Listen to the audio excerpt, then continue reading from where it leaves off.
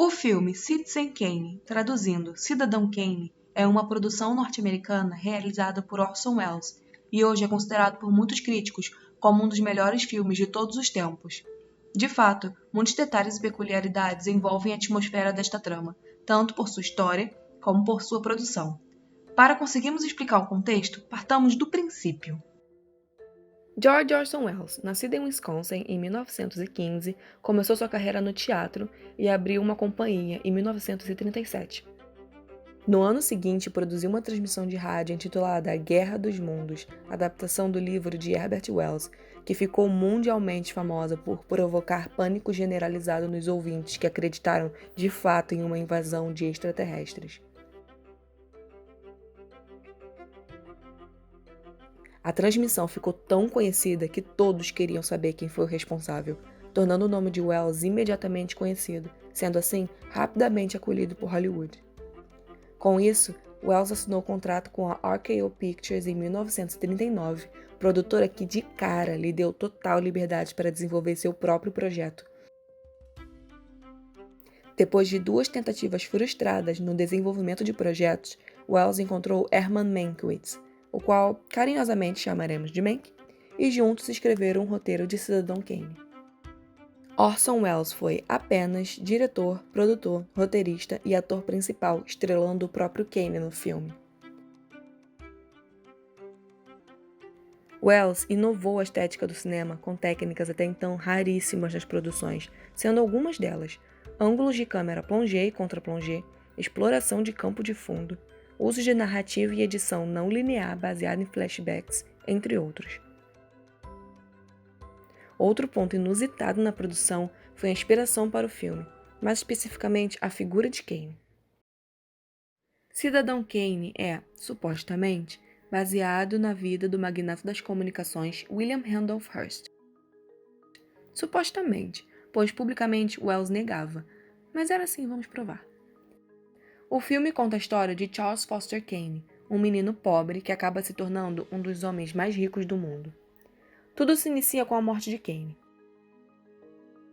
Rosebud.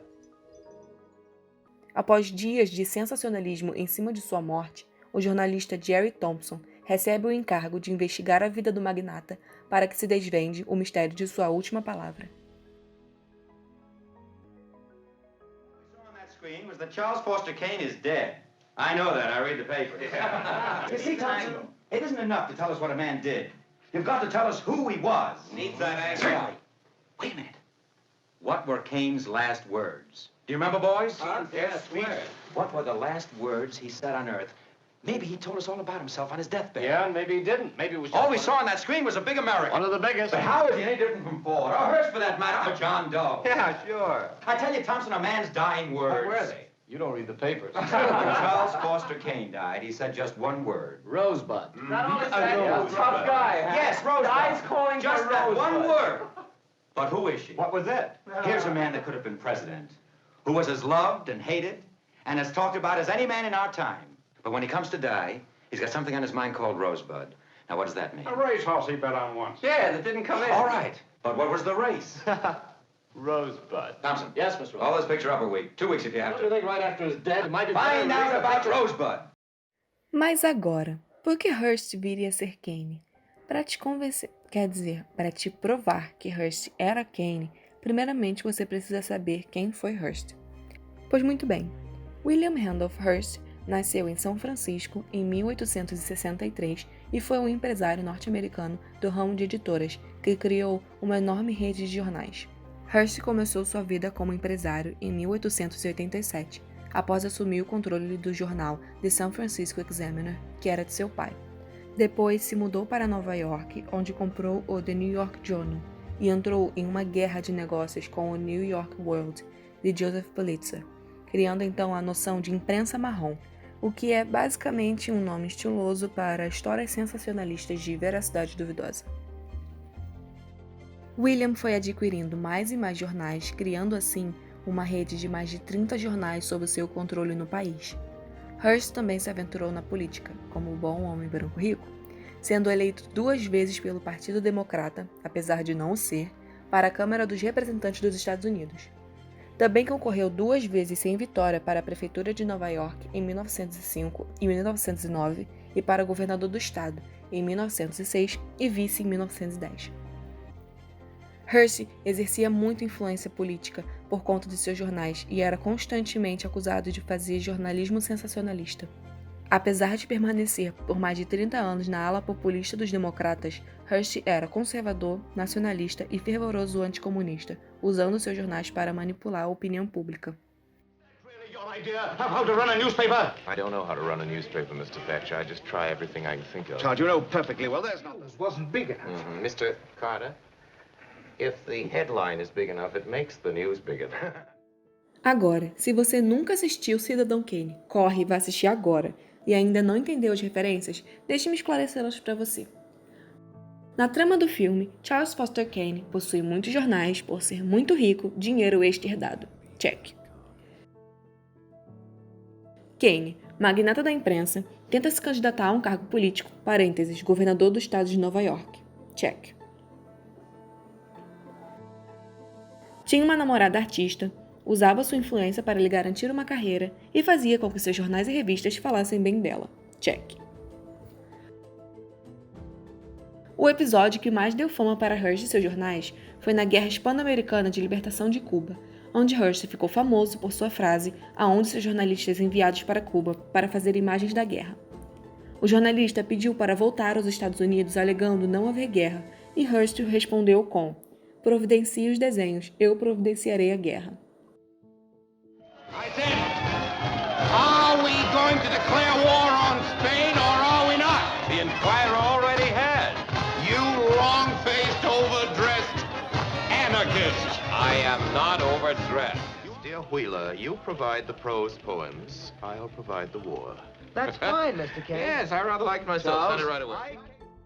Na noite de sua eleição, 2 capas são feitas para o jornal, uma delas comemorando sua vitória caso fosse eleito, e a segunda para caso perdesse, o que de fato aconteceu no filme, contendo um título gigante na capa informando fraude nas eleições.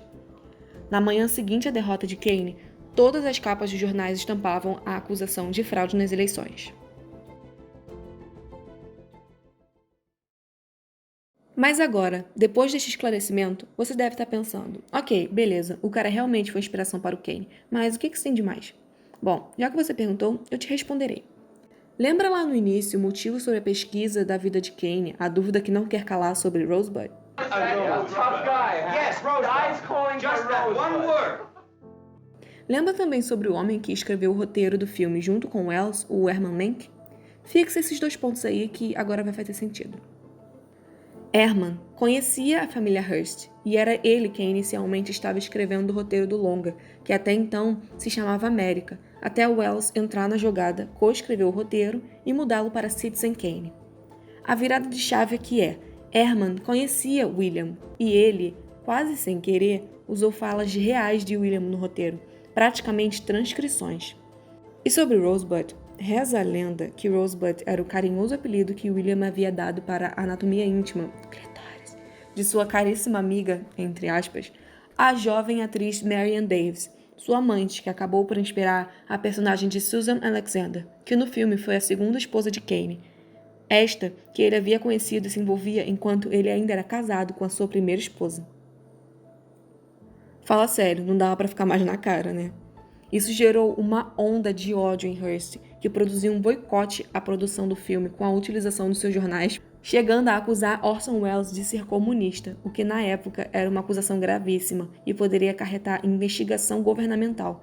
E até chegou a oferecer dinheiro para que o estúdio destruísse os negativos do filme para que ele não fosse lançado, o que não aconteceu, graças aos céus, e em 1945 o filme foi lançado.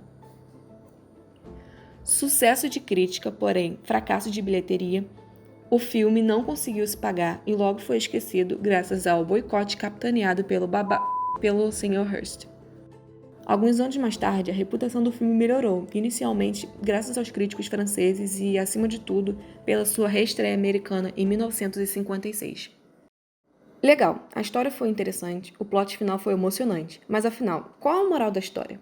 Pois bem, jovem gafanhoto, seu Yoda está aqui para iluminar seus caminhos. Vamos recapitular. Kane foi um homem influente que começou com todas as boas intenções, contudo, com grandes poderes vem grandes responsabilidades. Logo em seguida, a fama e a visibilidade subiram-lhe a cabeça e ele começou a usar seus poderes para o mal. Assim, Kane usou sua rede de comunicação para manipular a opinião pública para benefício próprio. People will think. What I tell them to think. Como isso reflete na realidade realística do nosso mundo e nossa nação Brasil? Pois bem, eu lhe conto. O Media Ownership Monitor é um projeto criado e lançado pela seção alemã da Organização Internacional de Direitos Humanos Repórteres Sem Fronteiras, que visa defender a liberdade de imprensa e o direito de informar e ser informado em qualquer lugar do mundo. Criaram o MOM como ferramenta de mapeamento de dados sobre proprietários dos meios de comunicação relevantes de um país. No Brasil, a pesquisa é realizada pelo Intervozes, Coletivo Brasil de Comunicação Social. Os dados levantados por eles são alarmantes. 6 famílias monopolizam metade dos grandes meios de comunicação do Brasil, e os dados indicam um grave risco de concentração de audiência e propriedade cruzada nos meios de comunicação. Mas que famílias são essas? Família Saad, do Grupo Bandeirantes, Família Marinho, do Grupo Globo, Família Sirotsky, do Grupo RBS, Família Macedo, do Grupo Record, Família Frias, do Grupo Folha, e Família Bravanel, do Grupo Silvio Santos. Juntas, estas famílias detêm mais de 50% de toda a comunicação no país. Mas como? Uma coisinha chamada de propriedade cruzada. Ilustrando com Cidadão Kane, Charles começou com um jornal, em seguida comprou outro, e mais outro, até chegar a uma grande rede conglomerada sob seu monopólio. Este controle de visibilidade monopoliza o que está sendo comunicado e o quanto ele é mostrado. Agora, vamos aos números. Apenas para a TV aberta, em 2016, a Rede Globo, do Grupo Globo, obteve 36,9% da audiência. O SBT, do Grupo Silvio Santos, obteve 14,9%. A Record TV e a Record News, ambos do Grupo Record, obtiveram, respectivamente, 14,7% e 0,5%. A Band, do Grupo Bandeirantes, obteve 4,1%, totalizando 71,1% de toda a audiência nacional. Quanto aos jornais, o Grupo Globo deteve 15,96%, Grupo Folha, 12,49%, Grupo RBS, 11,15%, Grupo Sada, 10,82%, resultando em 50,42% de concentração de audiência horizontal em 2016. Quanto à audiência na internet, em 2016, o número gira em torno de 58,75%.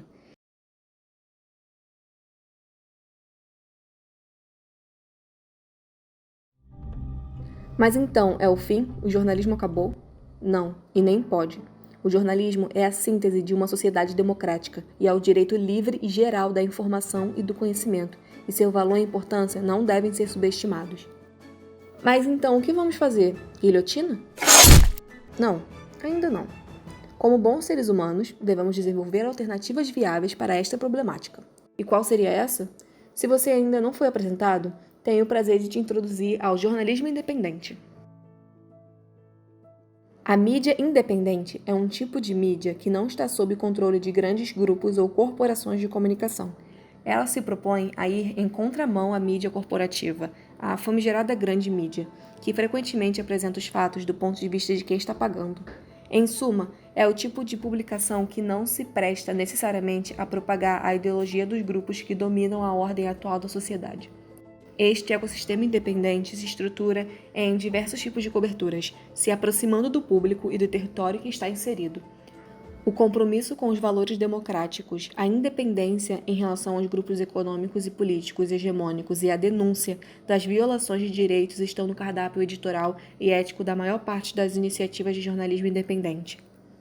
O grande desafio enfrentado por essa nova mídia é a sustentabilidade financeira.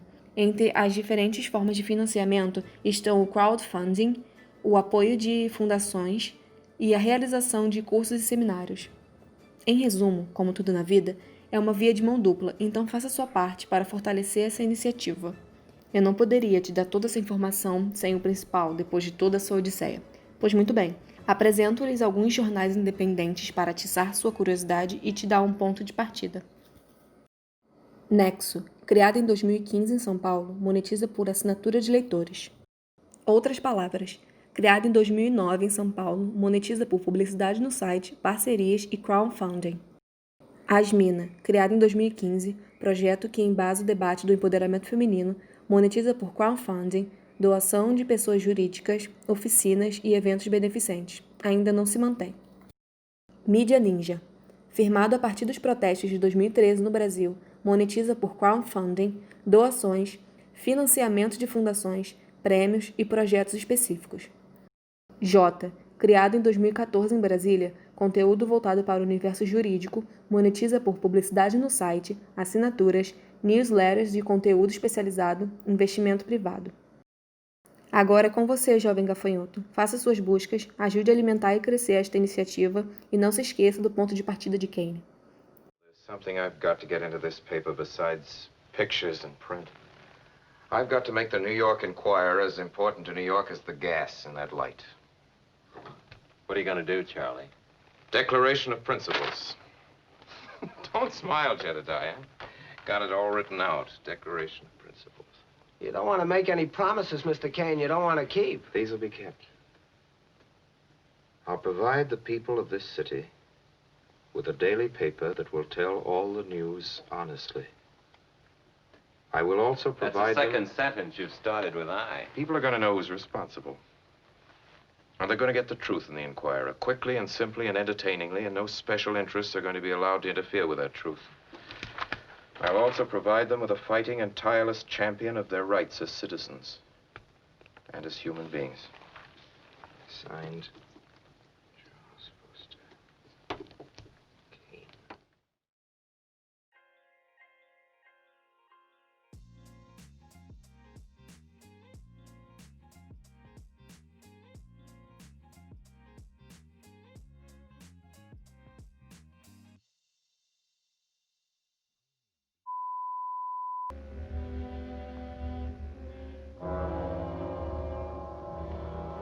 Throw that junk.